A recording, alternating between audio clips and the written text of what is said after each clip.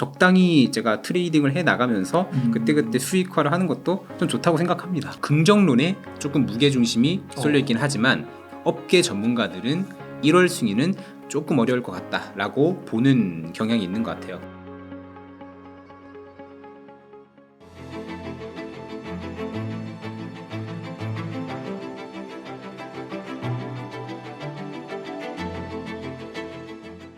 네, 안녕하세요. 저는 팝콘의 박예신이라고 하고요. 최근에는 스테이블 코인 디지털 금융의 미래를 출판한 작가이기도 합니다. 오늘 이렇게 또 웅달 책방에 나와서 여러분들과 비트코인 그리고 스테이블 코인에 관련된 또 유익한 얘기를 나눠드리도록 하겠습니다. 네, 그 비트코인 이제 현물 ETF 출시가 네. 진짜 하루도 남지 않은 것 같은데요. 네네. 지금 시장이 굉장히 지금 긴장된 상태인 것 같고 네. 많은 사람들이 지금 ETF 승인될지 말지에 대해서 촉각을 지금 지금 다투고 있는 것 같아요. 그래서 지금 이 가상자산 거래소의 가격 차트를 보니까 정말 이 시장 투자자들의 긴장감을 반영한 듯이 굉장히 지금 왔다 갔다 하는 그런 모습들을 많이 보이고 있어서 저도 굉장히 숨죽이고 바라보게 됩니다. 지금 현재 업비트 엄청 올라가고요. 네. 그다음에 저는 주로 이제 야후로 보는데 야후 파이낸스 파이낸스, 네. 7% 가까이 올랐더라고요. 7%네요. 네. 그래서 지금 분위기가 이런데 네. 정말 어떻게 통과되는 걸까요?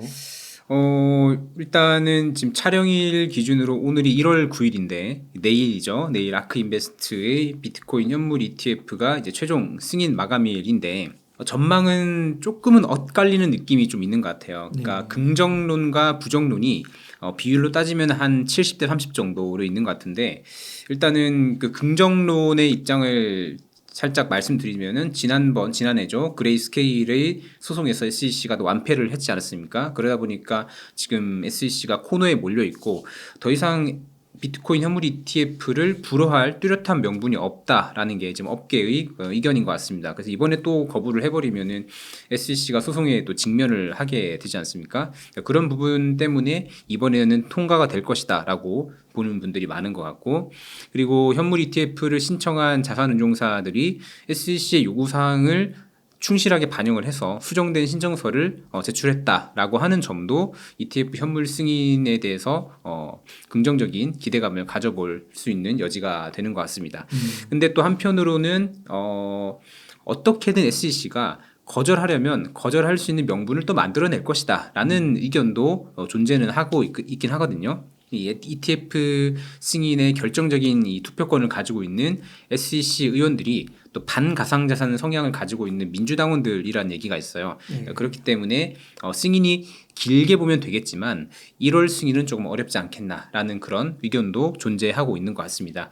그럼 이제 이런 여러 가지 입장들을 종합을 해봤을 때 우리 현실적인 전망, 저의 약간의 개인적인 사견을 담아서 현실적인 전망을 해보자면은 긍정론에 조금 무게중심이 쏠려 있긴 해요. 쏠려 있긴 하지만 업계 전문가들은 1월 승인은 조금 어려울 것 같다라고 보는 경향이 있는 것 같아요. 근데 승인이 된다 하더라도 기관 자금이 드라마틱하게 들어올 것이냐, 이것도 사실은 조금은 미지수다.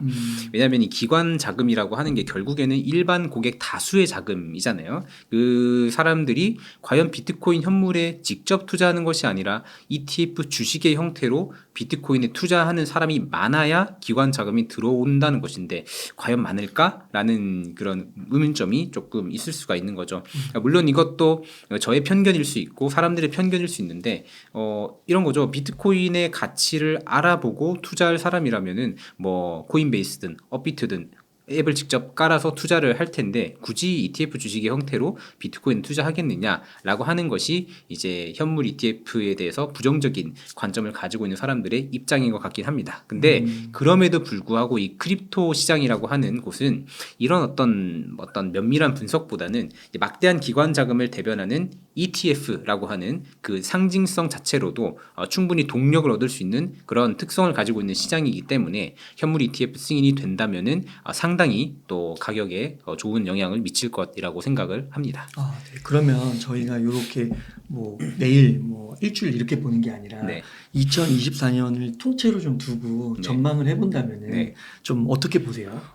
일단은 2024년 통째로 본다면은 이 2024년의 비트코인 향방을 주도할 수 있는 이슈로는 크게 세 가지가 있는데 아까 말씀드린 이제 비트코인 현물 ETF 승인 여부, 그리고 비트코인 반감기, 그리고 미 대선의 영향, 이 같은 굵직한 이슈들이 지금 비트코인 앞에 대기 중인데 이 이슈들이 분명히 비트코인의 가격을 주도하긴 할 거예요. 근데 이 각각의 세 가지 이슈들은 이미 지난해부터 화제가 됐고, 그리고 비트코인이 정고점을 돌파하는데 아주 큰 영향을 미칠 호재가 될 거라는 관점이 지배적이긴 했어요. 그래서 저도 빠르면은 올해 하반기, 늦으면은 내년 상반기쯤에는 정고점을 돌파하기를 기대하고 있습니다. 업비트 기준으로 정고점이 8,200만 원 선이니까 그걸 돌파한다면 이번에는 1억 원까지는 무난하게 갈 수 있겠죠.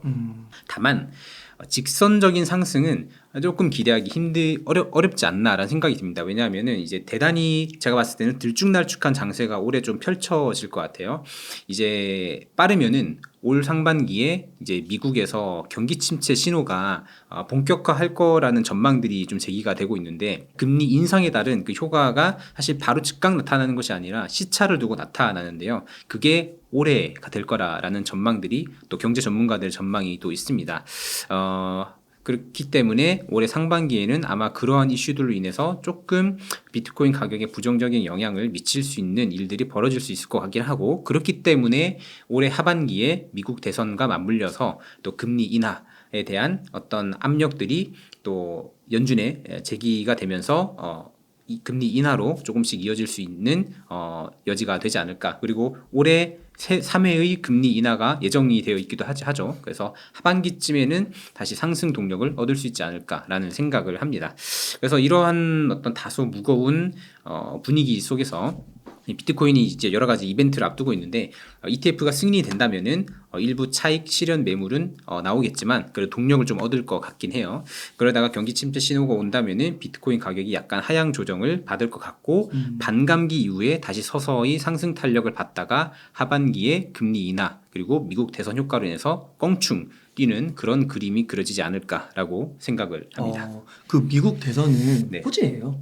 저는 호재라고 봅니다. 왜 그런 거예요? 왜 그러냐면은 일단 이게 있죠. 미국 대선만 두고 보는 것이 아니라 일단 올해 76개국에서 이제 총선, 대선 등이 치러진다라고 해요. 슈퍼 정치해라고 얘기를 하는데, 이 대선 후보자들은 의뢰 표심을 잡기 위해서 인플레이션을 유도하는 정책들을 내놓을 수밖에 없거든요. 정치인들은 표심을 얻는 것이 가장 중요하기 때문에.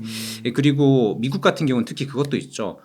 각 정당들은 표심과 지원금 이 두 가지를 모두 확보하기 위해서 각 산업의 이익 단체한테 로비 창구를 열어놔요.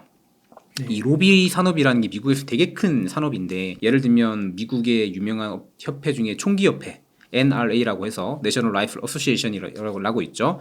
걔네들은 총기에 대한 자기들이 이권을 지키기 위해서 매년 정치권에다가 엄청난 자금을 이게 제공해서 총기 사용 합법화 관련해서는 우리를 건드리지 마라. 이거 총기 사용은 너무나 신성한 권리이다. 절대로 금지하지 말아라. 라는 압박들을 많이 주고 있거든요. 네, 그런 식으로 각 단체들이 자기들의 이익을 보전하기 위해서 여러 돈도 이게 제공도 하고 그 커뮤니티의 표심들도 제공을 하고 있습니다.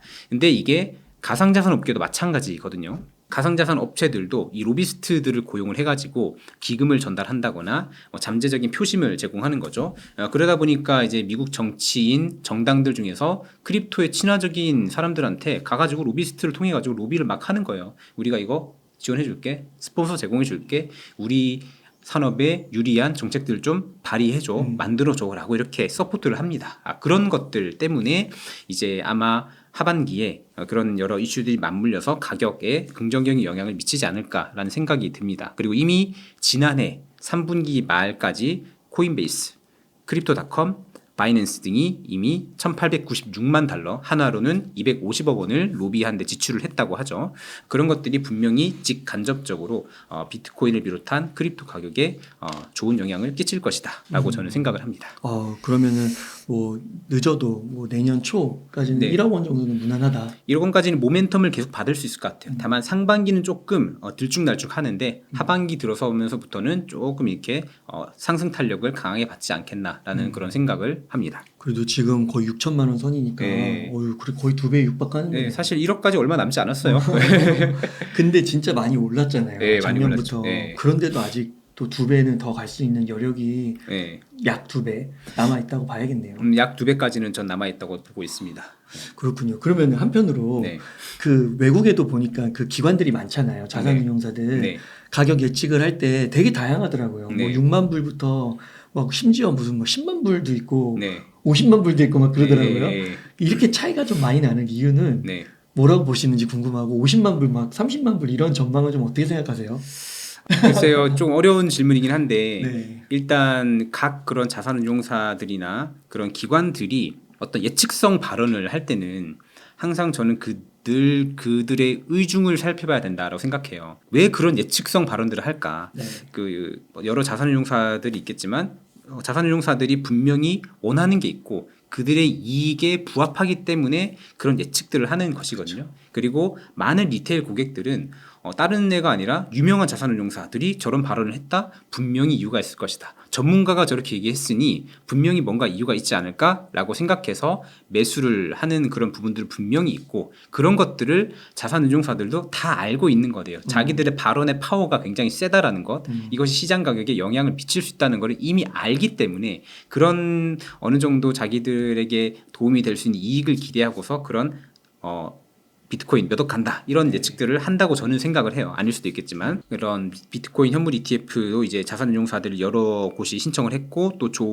될 것이다 승인될 것이다라고 하는 예측도 많이 했지 않습니까? 만약에 승인이 된다면은 비트코인 가격이 상승하면서 ETF 주식 가격도 오를 것이고 그 주식에 대한 수요도 높아질 테니까 당연히 자산운용사 입장에서는 플러스죠. 무조건 도움이 되는 거니까 그렇기 때문에 비트코인 상승 입장을 견지할 수밖에 없고 뭐 30만 불 갈 것이다 50만 불 갈 것이다 이런 예측을 하는 게 저는 그들의 입장에서는 당연하다라고 생각을 합니다. 물론 이제 그런 예측과도 상관없이 앞서 말씀드린 것처럼 이제 4분기면은 미국 대선 시즌이지 않습니까? 상반기에는 여러 경제 위기 시그널들이 있을 수가 있겠지만 그렇기 때문에 그런 위기를 극복하기 위해서 인플레이션을 유도하고 경기를 부양하려는 공약을 내놓을 것이고 그런 것들이 기대 심리로 이어져서 비트코인 가격 상승으로 충분히 이어질 수 있을 것 같다라고 생각을 합니다. 네. 그 아까 하반기보다 상반기가 좀 더 울퉁불퉁할 수 있다. 네네. 이렇게 얘기를 해주셨잖아요. 그러면은 상반기에 막 폭락도 나타날 수 있다고 보시는 건가요? 저는 가능성이 있다고는 봅니다. 왜냐하면은 일단 뭐 승인이 된다면은 올라갈 수 있겠지만 승인이 된다고 하더라도 한편으로는 이제 미실현 수익이라고 해서 지난해 10월에 비트코인 ETF 승인과 관련된 오보가 나면서 껑충 뛰었지 않습니까? 그 모든 것들이 기대감에 의한 것인데 뭐 만약 승인이 안 된다면 이제 그만큼 다시 차익 실현 매물이 나와서 이제 가격이 떨어질 수도 있고 승인이 된다 하더라도 이제 이 시장에 있는 많은 사람들이 신도는 아니기 때문에 그냥 이걸 가지고 10년씩 묵히려는 사람이 아니라 분명히 중간중간 수익을 내려는 사람들이 많기 때문에 승인이 된다 하더라도 어느 정도 그 차익 실현을 위해서 매도를 할 것이고 또 비트코인이라는 그 키워드가 점점 대중화되고 있지 않습니까? 대중화되고 있고 그런 가운데서 이거를 팔아서 수익을 내려는 사람도 분명히 존재하기 때문에 그들의 매도가 모두 하방 압력으로 작용을 할 것이다라고 생각을 해서 좀 그런 가격적인 면에서 이제 뭐 상승도 할 수 있겠지만 하락도 할 수 있고 그 매도 압력이 더 커질지 매수 압력이 더 커질지는 저는 잘 모르겠습니다만은 분명한 거는 변동성은 되게 커질 것 같다라고 저는 생각을 합니다. 지난번 출연에서 네. 이 암호화폐계 쪽에는 세 가지 부류가 있다고 하셨잖아요. 되게 인상 깊었는데 첫 번째가 신도였고 두 번째가 단기 트레이더, 트레이더고 그리고 펀드 매니저. 펀드 매니저 자산운용사에 예. 계시는 네. 혹시 이 시장의 비율이 좀 어느 정도 되는 것 같으세요? 비율요. 비트코인 관련해서 신도가 한 60% 이상은 되는 것 같고요. 예, 신도가 60% 정도 되는 것 같아요. 되는 것 같고 트레이더들이 한 20% 그리고 펀드 매니저 포지션이 한 20% 정도 되는 것 같습니다. 근데 압도적으로 이 시장의 가격을 부양하는 중요한 역할을 하는 분들이 신도인 것 같아요. 네, 신도인 것 같고 사실 이제 뭐 투자뿐만 아니라 모든 거에 있어가지고 믿음이라는 건 참 또 중요하거든요. 믿음이 크면은 단기적인 어떤 가격 하락에서도 상처를 덜 입어요. 예, 근데 그 믿음이 없으면은 되게 좀 힘들어질 수도 있거든요. 근데 장기적으로 본다면은 늘 우리가 장기적 관점에서 또 볼 필요가 있는데 장기적에서 본다면은 늘 비트코인 가격은 계속 오를 것이기 때문에 어떤 포지션이든지 간에 상관없다. 그러니까 이게 내년 만약에 아까 말씀해 주신 것처럼 늦어도 내년 초까지 1억 정도는 무난하다고 봤을 때 오르기는 오르는 거잖아요. 네, 오르긴 오르겠죠. 울퉁불퉁하더라도 네. 막 그 중에 막 폭락이 있더라도 오르기는 오르는 네. 건데 예를 들어서 뭐 비트코인 ETF가 갑자기 승인이 됐어. 그럼 갑자기 급등할 수도 있잖아요. 급등할 수도 있고 뭐 차익 실현을 위해서 매도할 수도 있고. 그럼 급등할 확률이 높다고 했을 때 네. 그때 또 이거를 매도한 다음에 떨어졌을 때 또 산다 막 이렇게 전략을 펴갈 수 있잖아요. 네. 그러면은 여쭤보고 싶은 게 대표님은 내년 초까지 올라갈 게 뻔한데 예를 들면 가장 확률이 높은데 네. 이 중간에 울퉁불퉁할 때 그런 걸 하시겠어요? 트레이딩을? 저는 할 것 같아요. 네, 저는 할 것 같아요. 왜냐면 그게 어쨌든 저의 눈에는 그런 게 보이니까 꾸준히 묵혀둬도 되겠지만 그때그때 어떤 패턴들을 내가 읽을 수 있고 예측할 수 있고 패턴의 예측이 틀렸을 때 리스크를 감수할 수 있다면은 그건 적당히 제가 트레이딩을 해 나가면서 그때그때 수익화를 하는 것도 좀 좋다고 생각합니다. 그렇군요. 네. 어쨌든 신도 포지션이라 하더라도 결국 언젠간 팔 거잖아요. 그렇죠. 그거를 그냥 비트코인이 좋아서 갖고 있는 사람은 있을 것 같지가 않고 결국에는 팔아서 밥도 사 먹고 집도 사고 해야 되는 거니까 언젠가는 팔 건데 그 파는 주기가 사람마다 좀 다를 수는 있겠지만 어쨌든 그런 울퉁불퉁한 그런 시장 상황 속에서 저는 패턴이 예측이 된다. 그러면은 적당한 수준으로는 뭐 수익 실현을 할 수도 있을 것 같다고 생각합니다. 저도 지금 네. 머릿속이 복잡해지는 네. 불안해서 이러다가 네. 그거 팔지도 못하고 사지도 네. 못하고 제때 둘 다 놓치는 거 아닌가 그런 생각도 들기도 하고. 그래도 저의 강력한 예측에 따르면은 올해 말에는 지금 이제 업비트 기준으로 6,200까지 온 것 같은데 그것보다는 확실히 높아질 것 같긴 해요. 그러니까 뭐 각자가 생각하고 있는 어떤 뭐 수익 실현의 범위가 다르긴 하겠지만 어쨌든 올해 말에는 지금보다 높아질 거다라고 보시면 될 것 같습니다.